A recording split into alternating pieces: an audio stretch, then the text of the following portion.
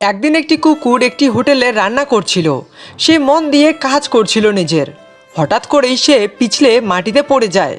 চারপাশে থাকা সবাই এই দৃশ্য দেখে হেসে ওঠে। ঠিক তখনই হোটেলের ম্যানেজার সেখানে আসে। সে কোনো সাহায্য না করে কুকুরটিকে খুব মারধর করে, আর মারধর করে তাকে হোটেল থেকে বের করে দেয়। যে বলে যে যা, তোর আর এখানে আর কোনো দরকার নেই, তুই তুই রান্নাই করতে পারিস না। কুকুরটি কান্না করতে করতে তার অপমানে সে বাড়ি ফিরে আসে। বাড়িতে এসে সে তার জমানো টাকার ব্যাংকটি ভেঙে ভিতর থেকে সব টাকা বের করে নেয়। আর সে প্রতিজ্ঞা করে আমি ভালো খাবার বানাবই।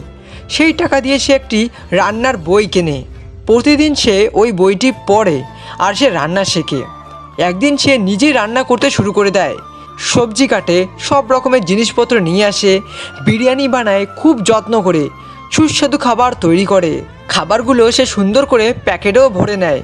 তারপর সেগুলো নিয়ে গরিব ছোট ছোট বাচ্চাদের কাছে যায় আর সবাইকে দিয়ে দেয়। আর বাচ্চাদের মুখে হাসি দেখে কুকুরটির মন ভরে যায়। কিন্তু বন্ধুরা, তবুও এখনও আপনারা লাইক আর সাবস্ক্রাইব করলেন না।